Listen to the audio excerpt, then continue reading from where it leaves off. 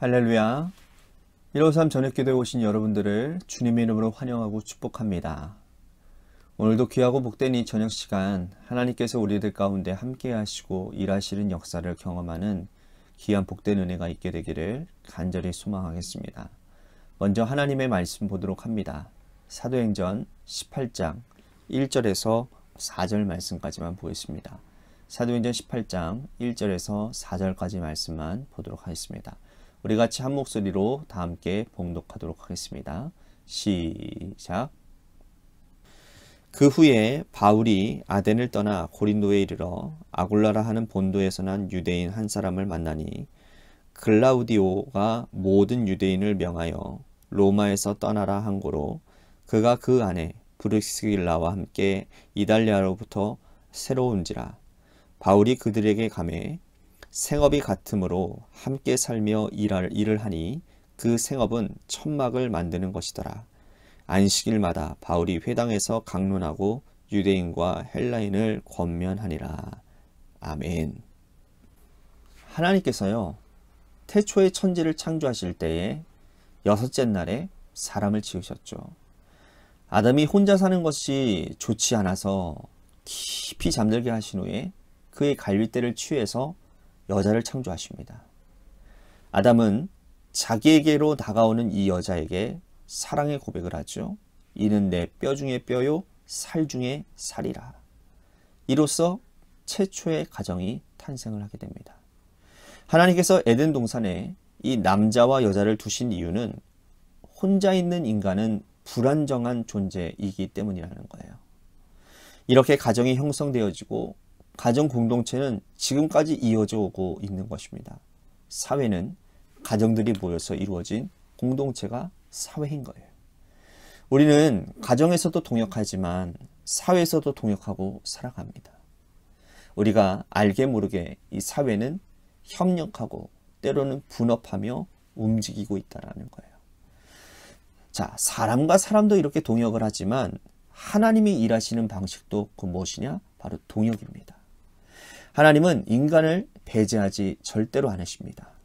믿음의 사람 아브라함을 부르시고 하나님은 그 아브라함과 함께 믿음의 길을 가기 시작하십니다. 아브라함 이후에도 수많은 믿음의 사람들과 함께 하심을 볼 수가 있습니다.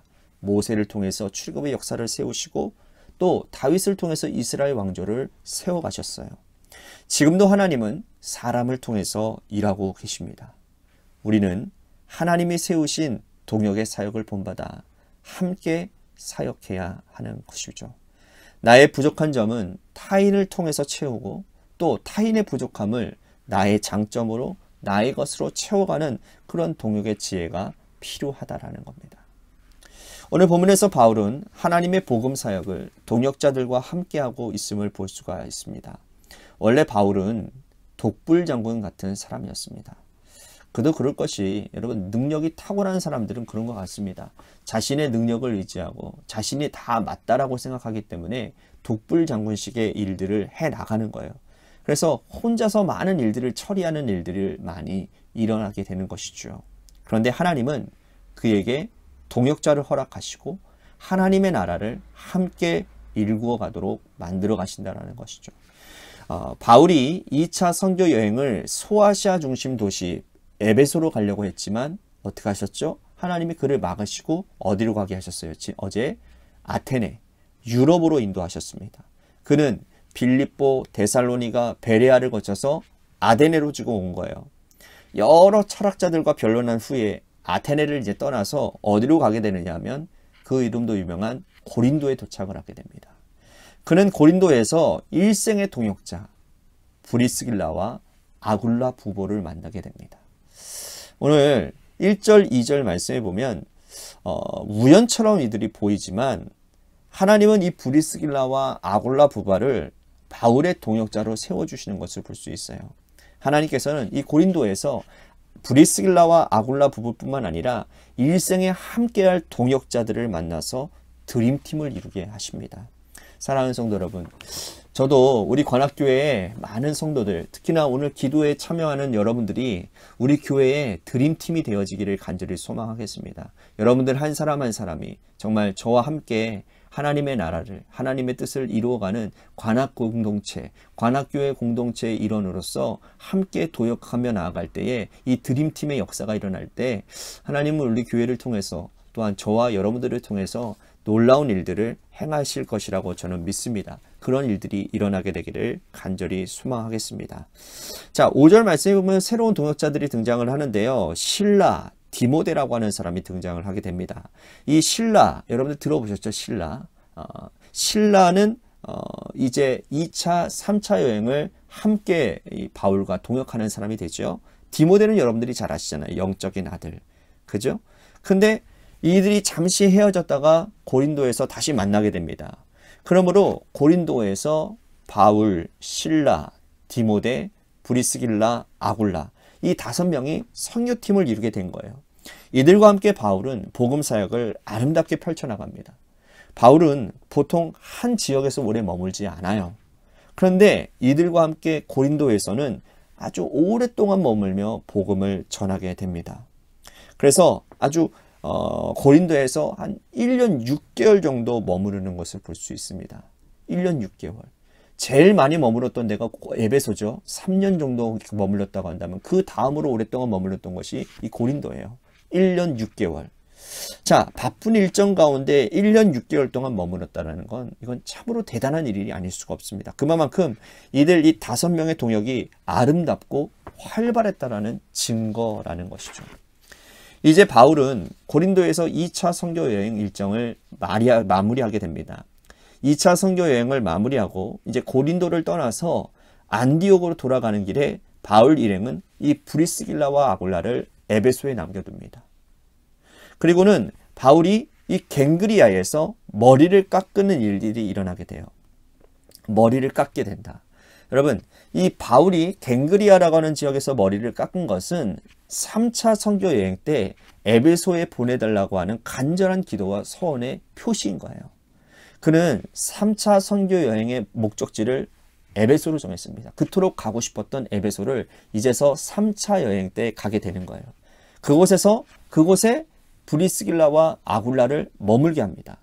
바울은 그러면 왜 이 브리스길라와 아굴라를 그곳에 머물게 했을까요? 에베소에 머물게 했을까요? 3차 선교 여행을 에베소에서 제대로 해보고 싶어서.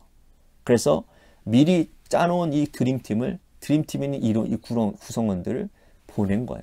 미리.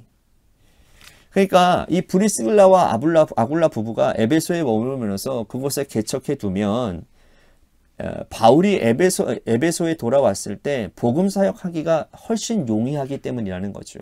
이 브리스길라와 아굴라는요, 바울의 훌륭한 동역자로서 바울의 청을 수용합니다. 바울은 이제 안디옥 교회로 돌아가서 2차 선교 여행의 열매를 보고해요. 그리고 시간이 지나서 에베소로 돌아올 것입니다. 그 기간 동안 이 브리스길라와 아굴라는 에베소에 머물면서 바울이 전한 복음을 잘 그 에베소 교회에 뿌리를 내리게 하고 복음 사역의 바탕을 놓는 일을 하게 된다는 거죠.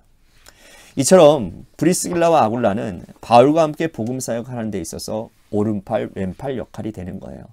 그들이 에베소에 머물 때에 아볼로라고 하는 사람이 에베소에 왔습니다.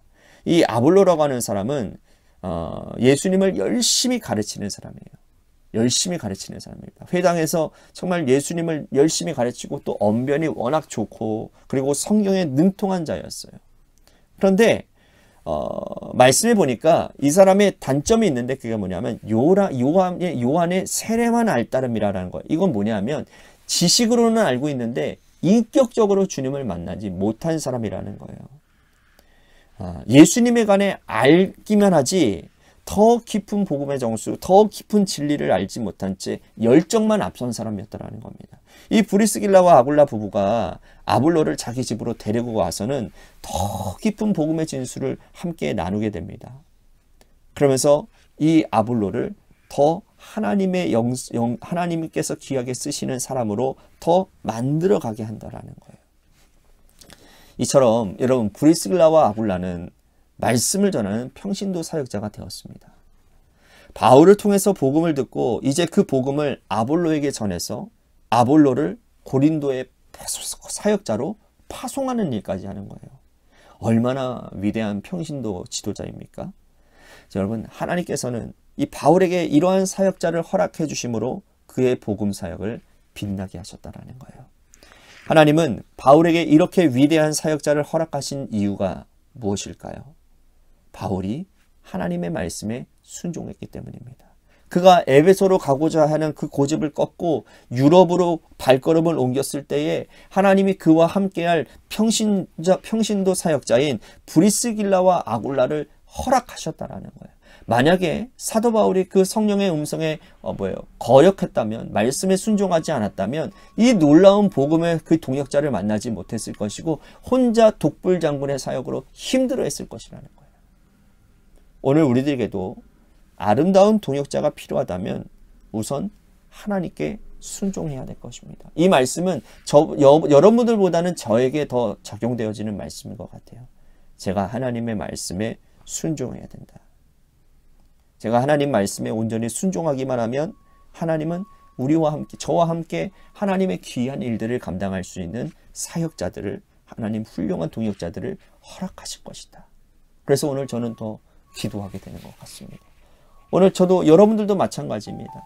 교회 안에서도 훌륭한 동역자들이 필요하지만 여러분들의 삶의 자리에서도 여러분들을 도울 수 있는 동역자들이 필요합니다. 같은 믿음을 가진 사람들, 그러한 사람들이 함께 모여서 삶을 지탱해주고 이끌어주고 회복시켜주고, 정말 여러분들의 일터 가운데서 믿음이 무너지는 일들이 얼마나 많이 있습니까? 그러한 믿음이 무너지는 삶의 현장 가운데서 여러분들의 믿음을 세울 수 있는 동역자들이 얼마나 많이 필요하냐라는 거예요. 그러한 사람들을 만나기 위해서 오늘도 무시로 성령께서 우리들에게 주시는 감동 안에서, 성령이 우리들에게 주시는 말씀 안에서 우리들이 순종하며 나아가게 되어야 될 줄로 믿습니다.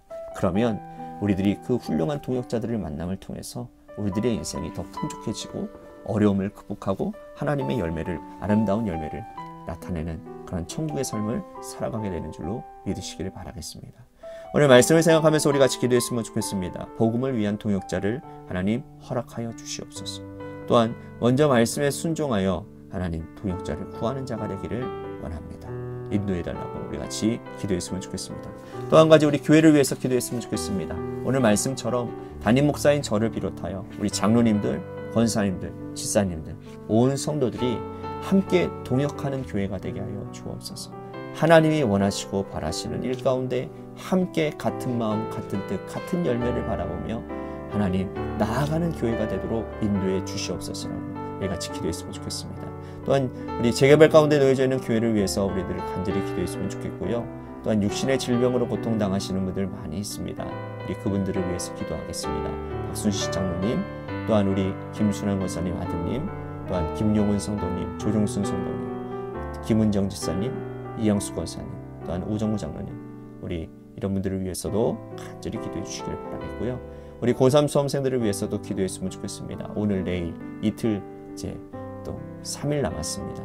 여러분 잘 준비해서 좋은 컨디션 가운데 시험 잘 볼 수 있게 달라고, 특히나 저희 교회의 한유진 학생을 위해서 특별히 기도해 주시기를 바라겠습니다. 마지막으로 여러분들의 삶의 자리와 여러분들의 자녀들을 위해서 기도하시다가 시간 돌아가시기를 바랍니다. 노래 끝날 때까지 같이 합심하여 기도하도록 하겠습니다. 기도하시겠습니다.